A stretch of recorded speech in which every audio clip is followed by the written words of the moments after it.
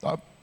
Eu quero te convidar. Eu digo a vocês que eu iria mesmo trabalhar com vocês aqui um assunto, eu ia falar sobre os tesouros, as riquezas da redenção. No entanto, eu me recordei que na pandemia, eu ministrei um sermão aqui, ainda na pandemia, nos primeiros domingos que tivemos culto na pandemia, e eu estava aqui com vocês lembram disso? Vocês em casa e eu aqui, com poucas pessoas aqui no templo, e eu falei sobre 5 aspectos da cruz, e eu quero falar sobre isso com vocês hoje, pelo menos assim, de forma pontual, mas eu falarei com vocês sobre esses 5 aspectos da cruz, pelo menos 5 olhares diferentes em relação à cruz, 5 perspectivas em relação à cruz.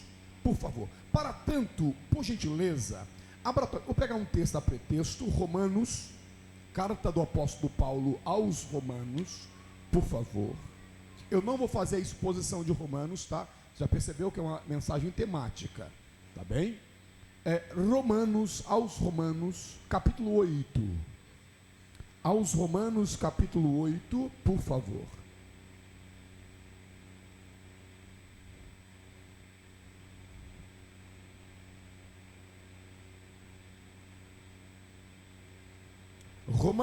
Aos Romanos, capítulo 8.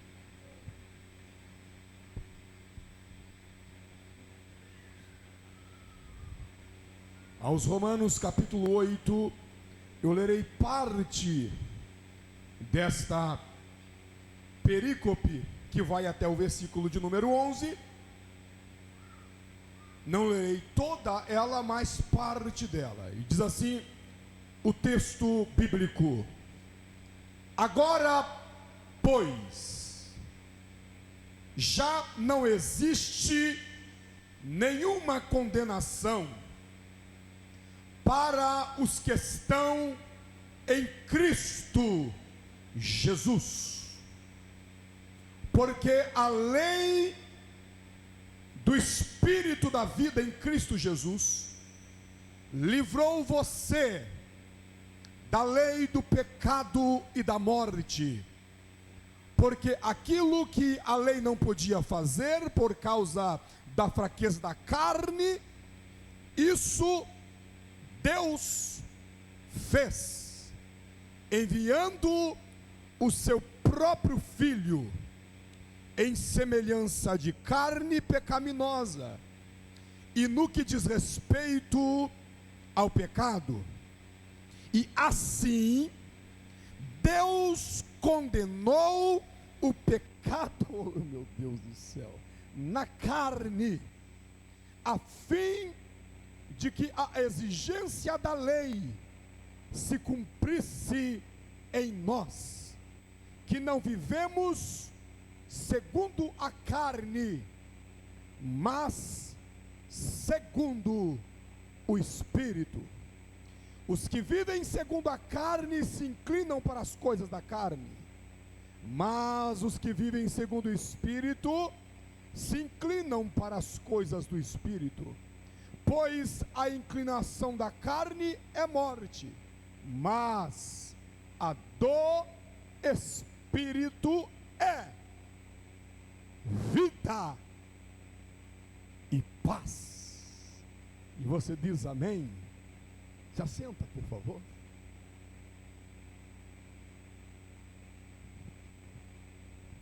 Eu prometo ser breve, é um culto de Santa Ceia. Eu prometo não ser prolixo. Não obstante, eu preciso da sua atenção, porque o que eu vos trago esta noite da parte de Deus, substanciando-me, portanto, na sua boa palavra, diz respeito a o tema primário de toda a Bíblia, o cerne do texto sagrado, que é Jesus. e a cruz. E em se tratando da cruz, muito, mas muito já fora dito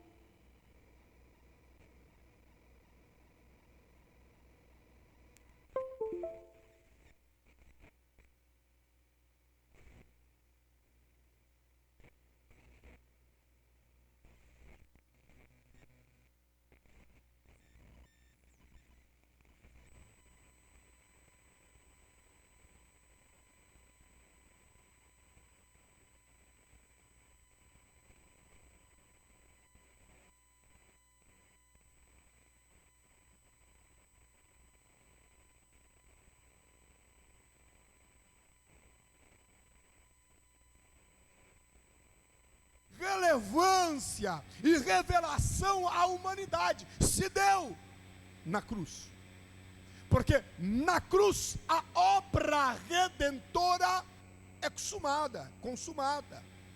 E a obra redentora perpassa por o grande milagre da encarnação.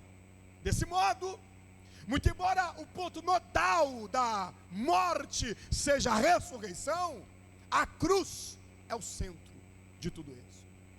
Nós não teríamos a possibilidade de nos reunir falando, portanto, de salvação, com o peso no qual nós damos a salvação, ignorando a cruz.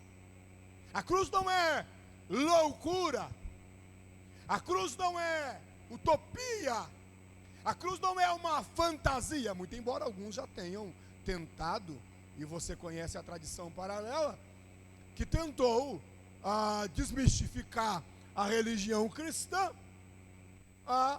trazendo à baila a possibilidade da não cruz. Ora, qualquer informação sobre a fé cristã que desassocie a fé da cristandade da cruz não pode ser considerada como sadia. Nenhuma, absolutamente nenhuma. Não importa quem seja o proponente, nós temos vários. Na teologia liberal, portanto, você tem inúmeros nomes. No entanto, para a fé cristã genuinamente bíblica, a cruz não pode ser desassociada. Não é à toa que quando você estuda a história do cristianismo, você vai ver que a cruz tornou-se o emblema do cristianismo. A cruz é um dos símbolos cruciais do cristianismo. Por quê? Porque a cruz não é só o elemento simbólico, mas aquilo que ela representa, que é a crucifixão do Cordeiro. É o palco, é o altar onde o Cordeiro é crucificado, é morto, é imolado. Ora, sendo assim, se a cruz é tão significativa, eu preciso que você entenda, em primeiro lugar, que há 5 aspectos sobre a cruz. Primeiro, o aspecto de Deus. Qual é a perspectiva, o olhar, o modo de enxergar a cruz a partir da relação de Deus com a mesma? Como Deus se relaciona com a cruz? Como Deus enxerga a cruz? Alguns dirão que a cruz é um problema, inclusive dentro da perspectiva simbólica, uma vez que a cruz é o altar onde o cordeiro é imolado e o pai, ao ver a cruz, tem repulsa sobre a cruz. Ora, irmãos, isso é mera fantasia. Muito pelo contrário, a cruz, ela é antagônica, eu sei que é. Ela é paradoxal, eu sei que é. Ela, para alguns, é difícil de compreensão, eu sei que é.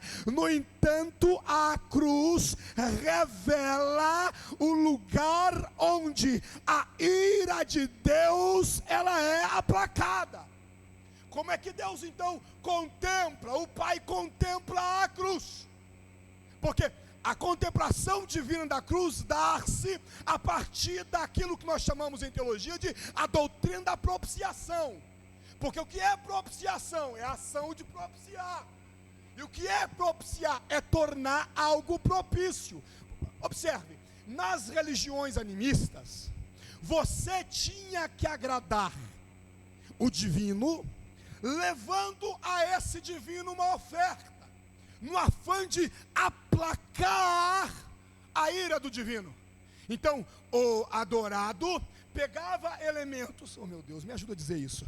O adorado pegava elementos, levava esse elemento até os altares das suas divindades, no afã de aplacar a ira dessas divindades concernente a eles. Quando você vai para o cristianismo, aleluia, isso acontece, mas isso não acontece dentro da perspectiva do adorado. Isso acontece dentro da perspectiva do adorador, mas do adorado, porque veja bem, nas religiões animistas o adorador leva a oferta, no cristianismo o adorado leva a oferta, porque observe, não haveria elementos humanos capazes de aplacar, de acordo com Efésios, a ira de um Deus todo-poderoso. Aí o que esse Deus faz? Ele se torna homem, assume a cruz do meio, ele recebe a oferta e ele é a oferta.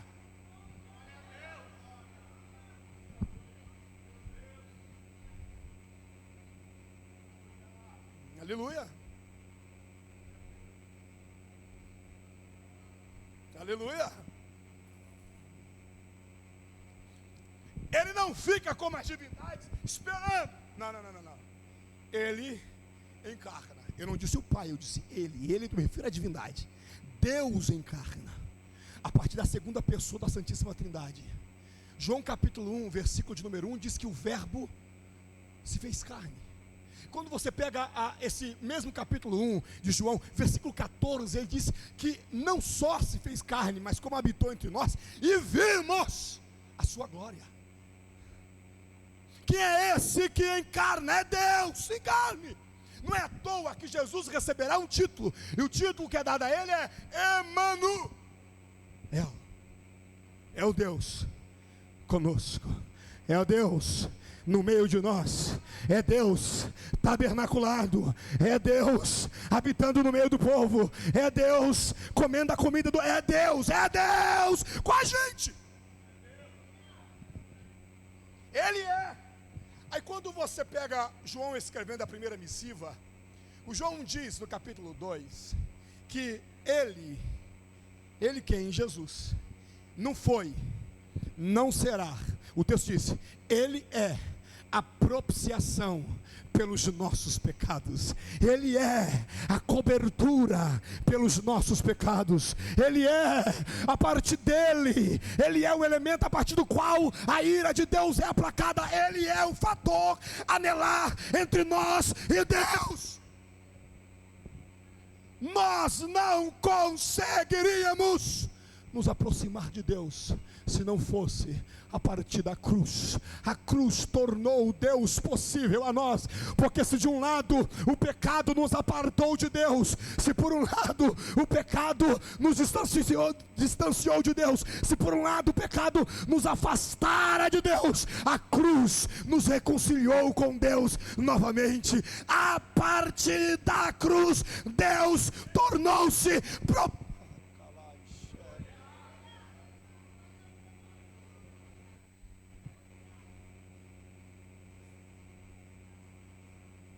cruz. Deus enxerga, o Pai enxerga a cruz como altar. Na cruz a justiça de Deus é sanada. Oh meu Deus, na cruz a justiça de Deus é sanada.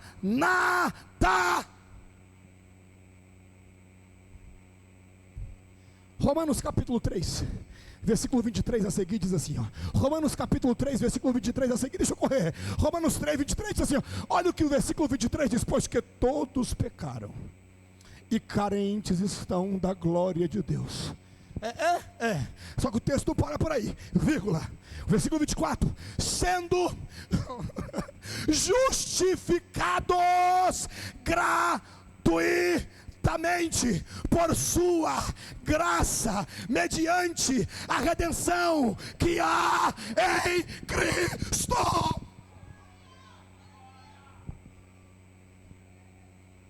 Daqui a pouco nós vamos tomar Santa Ceia. Nós podemos bater a mão no peito e dizer: somos família de Deus, mas nós só podemos dizer isso porque a justiça de Deus foi aplacada. Deus, quando olha para nós, muito embora sejamos pecadores, Deus olha para nós e enxerga o Filho dele na gente.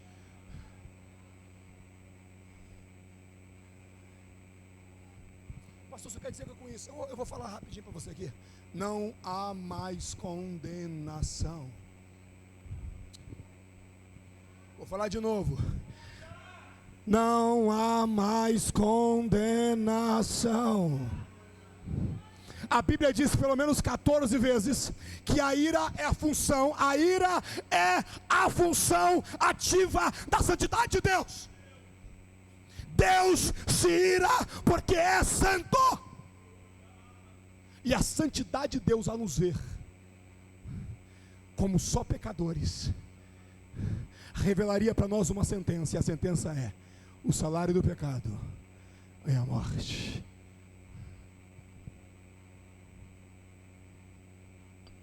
Todos nós estávamos perdidos.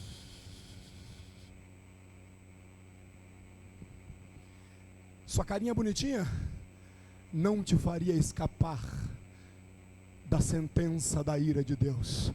O salário do pecado é a morte.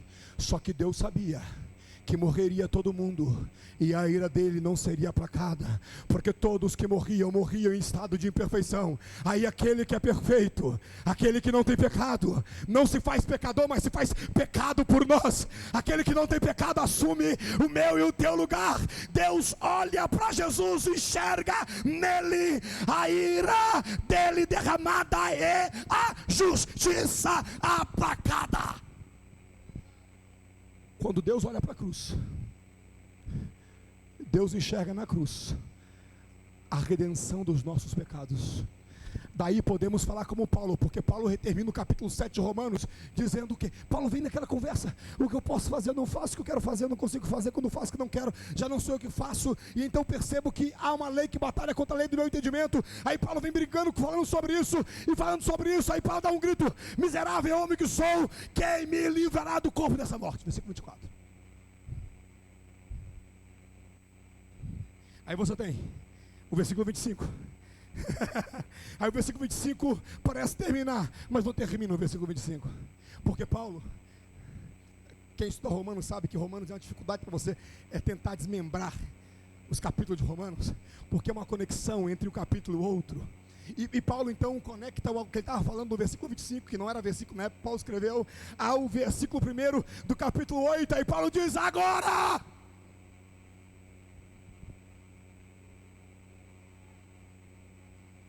nenhuma condenação há para o que estão em Cristo Jesus. Pastor Charles, seu tempo está acabando, me explica, eu vou te explicar. Não há dívida sobre você mais, não há condenação sobre você mais, não há nada que pese contra você mais.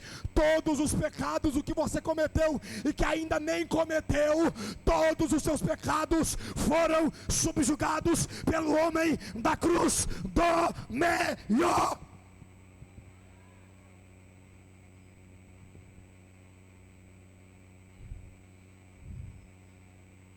Deixa eu encerrar. Segundo lugar, existe a perspectiva de Cristo. Como é que o Pai enxerga? Te mostrei. O Pai enxerga a cruz como um lugar onde a sua ira foi aplacada, sanada. É a conexão, versículo 23 a 26 de Romanos capítulo 3, é a conexão do justo com a justiça. Quando você olha a partir de Cristo, de acordo com o texto sagrado, como é que Jesus enxerga a cruz? Primeiro, a cruz é o lugar da sua obediência, porque como ovelha muda foi levado ao matadouro. Letra B, a cruz é o lugar da realização ministerial. Na cruz ele pôde dizer: Tetelestai, missão cumprida, está consumado, está feito. Letra C, a cruz para Cristo é o local da sua agonia, porque não pensemos que aquilo foi mero teatro, foi real. Suas mãos foram pregadas. Eu estou falando mão no sentido popular, ok? Seus pés foram cravados, um pé sobreposto ao outro, um cravo único, pá! Houve encontro entre as suas costas laceradas e o madeiro, feridas abertas nas suas costas,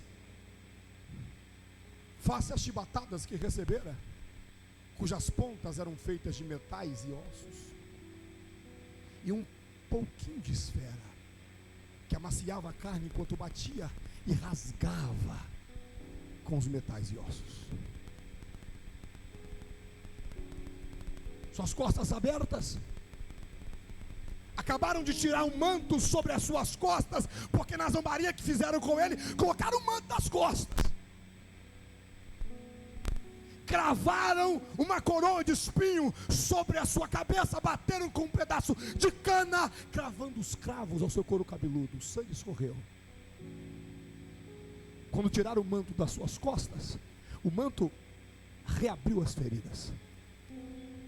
Suas costas estavam sanguentadas, suas pernas ensanguentadas, seu pé perfurado, suas mãos perfuradas. Sangue caía sobre os seus olhos. Ele não conseguia tirar.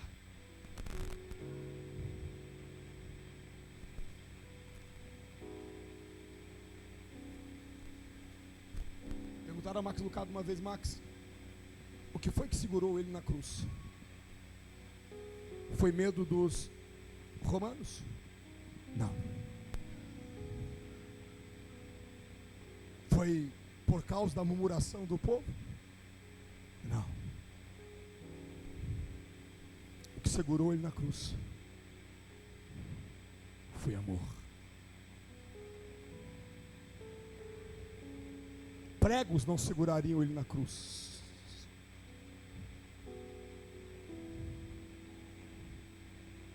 Quando Pedro tentou fazer alguma coisa por ele, onde Pedro corta a orelha do Malco, Jesus: Pedro, calma, se eu quisesse, legiões viriam aqui e faria tudo por mim. Ele tinha legiões a seu favor, ele é Deus. O sopro da sua boca dizimaria todos que ali estavam. Mas como ovelha muda, foi levado ao matadouro. Suas mãos estão pregadas, seus pés sobrepostos pregados, dificuldade respiratória,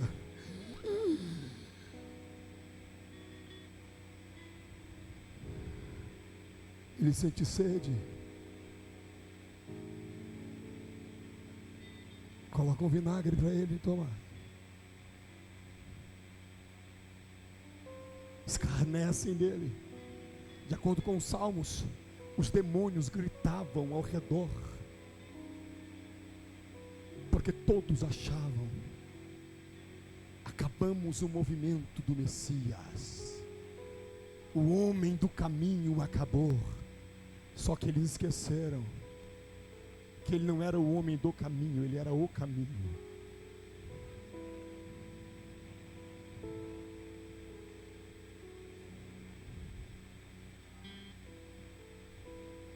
Ele tira fôlego para dizer: Pai, perdoa-lhes, porque não sabe o que fazem. Em um dado momento ele virará para os céus e gritará: Eli,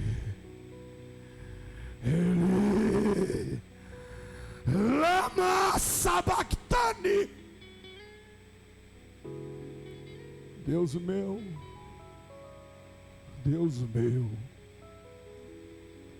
por que me desamparaste?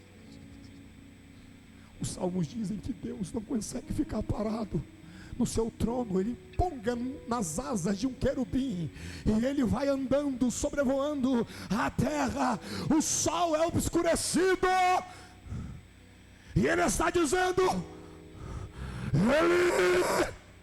Ele lema sabachthani.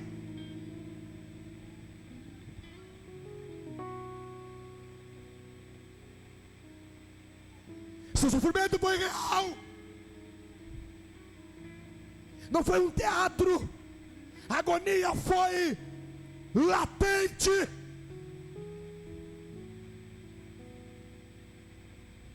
Só que ele sabia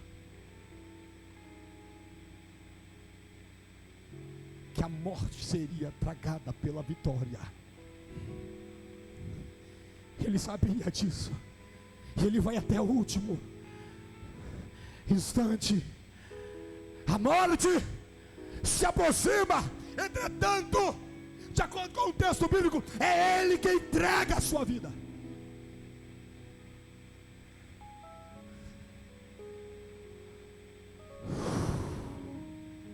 Suspira. Morreu o Redentor. Diríamos, acabou.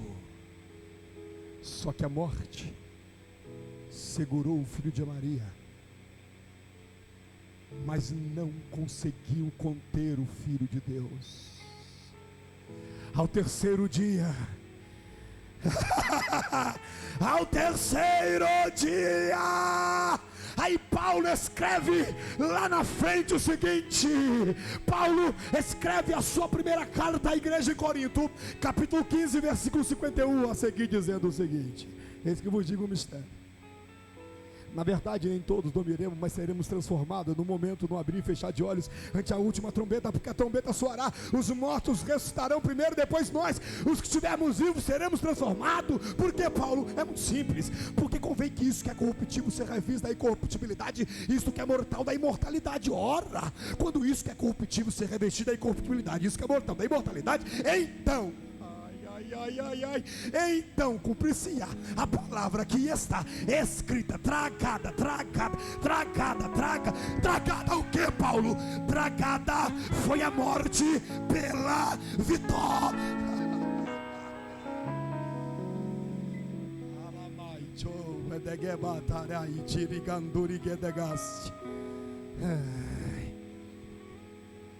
O pai enxerga a cruz, o filho enxerga a cruz, mas Satanás também enxerga.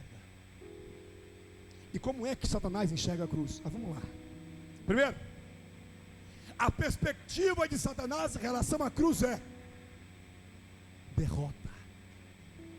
Satanás enxerga a cruz como o lugar da sua derrota. A cruz é a ferramenta para revelar que toda a artimanha de Satanás são ineficazes. Acusação, culpa. Não tem como você usar esses elementos mais, Satanás. Por quê? Porque a profecia do proto-evangelho, a saber, Gênesis 3, diz sobre a ruptura no calcanhar, mas o esmagamento da cabeça da serpente.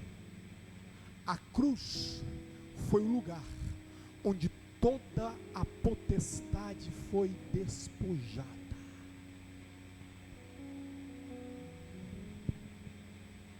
Quando ele morreu, a cabeça da serpente foi esmagada.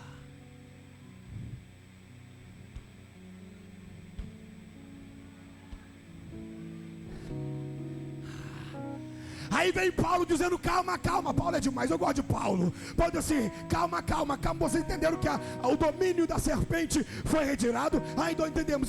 Agora entenda o seguinte: em breve o Deus de paz esmagará a Satanás debaixo de vossos pés. A cabeça é com Cristo, o corpo é conosco.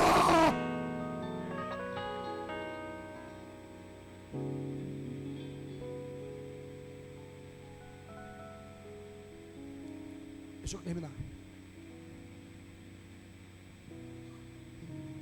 Quarta perspectiva, e eu encerro.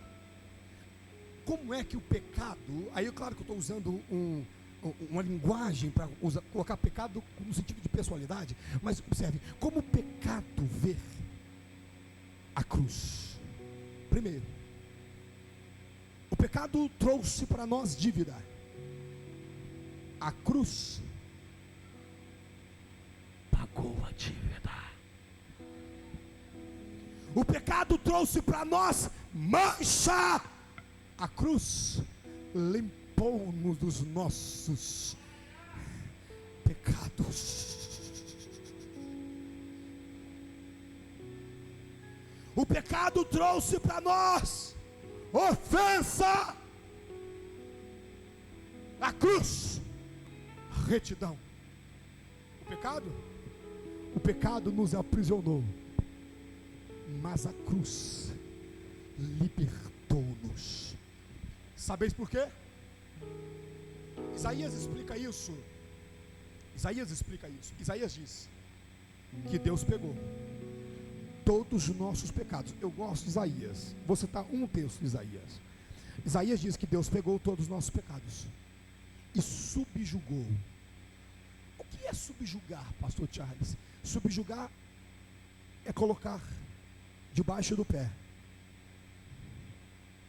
Quando o diabo te acusa de algum pecado, ele está tentando tirar o pé de Deus de cima desse pecado. Entendi não, pastor? Te explico. Todos os nossos pecados foram subjugados por Ele. Estão debaixo do pé dele. Ninguém tem poder de te acusar de nada, nem o diabo. Até a sua mente, se teu coração te condena, maior é Deus. Porque todos os nossos pecados estão debaixo do pé de Deus. Quando alguém tenta, outro dia, irmão pastor, eu não consigo, estão me acusando. Eu falei, irmão, quando alguém te acusa, ele está tentando tirar o pé de Deus de cima do seu pecado. Ninguém consegue tirar o pé de Deus de lá. E mais, esse mesmo Isaías diz que os nossos pecados foram raspados.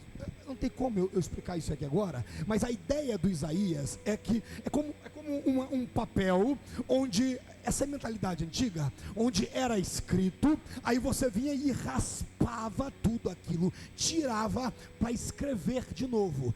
Essa é a ideia. Quando Deus perdoou-nos os nossos pecados, é Deus pegando a folha onde estava a nossa dívida e raspando,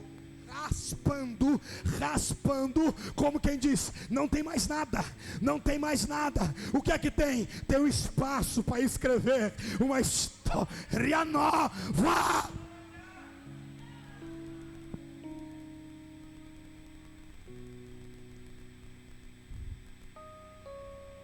Quinto lugar, eu encerro. Como é que você enxerga a cruz? Porque a quinta perspectiva é a nossa.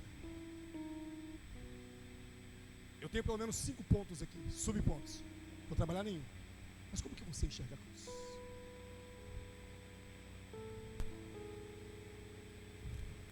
O que é a cruz para você? Eu te convido esta noite, debaixo do sangue de Jesus.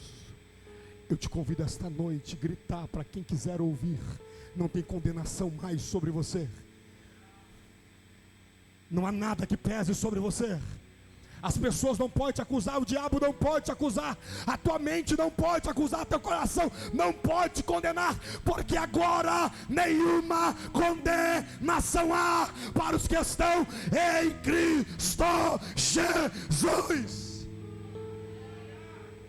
Participarás da ceia agora há pouco, dizendo para todo mundo: eu tenho comunhão com Deus.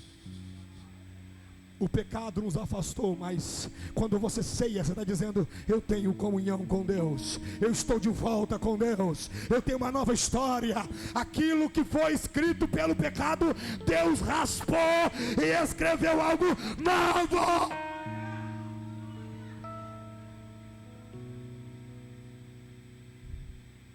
Seu passado está em um lago, o lago do esquecimento. Não se pesca lá, lá não tem nada para tirar, acabou. Com Deus sempre será uma nova história.